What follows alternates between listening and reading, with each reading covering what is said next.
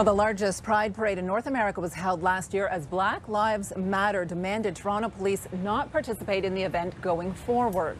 That controversial stance has had an impact on Pride events across the country, including right here in Ottawa. Today, Capital Pride kicked off with the golf shirts police will wear on parade day. Joanne Schnurr is here now with more on that. Joanne? Well, this compromise may not be enough for some members of the Ottawa community, but for members of the police force who identify with the LGBTQ community, it was what they were asking of their police chief. It looks good, the color, by the way. Thank you very much. For Staff Sergeant Sandra Sparling, the orange polo not only looks good, it feels good to know her voice was heard by Police Chief Charles Bordelot to forego the police uniform in this year's Pride Parade. If one person is uncomfortable around our uniform, I agree with it, and that we shouldn't be doing that. We should be creating safe spaces for everybody. Change is never easy. It's never going to come easy, and this is an uncomfortable conversation, but one that has to happen. Andrew Arcan couldn't agree more. He's marched in Ottawa's Pride Parade for years. This will be his first parade with his 7-month-old daughter, Talia. I feel that it's appropriate that he chooses not to wear his uniform because gay pride is a protest movement after all. And like my husband likes to say, this is gay pride, not police pride.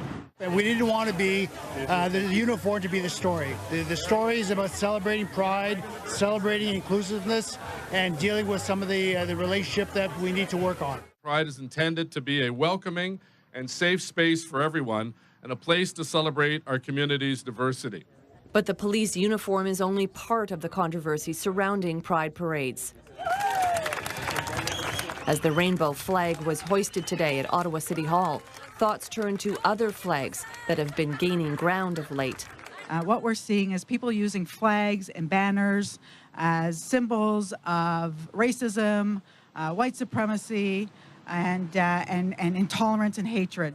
Gary Seeley has experienced that intolerance and fear over his 75 years, but as he stands in this crowd, he can't help but feel emboldened by the support of the community around him. So many things have changed, and so many things have changed for the better.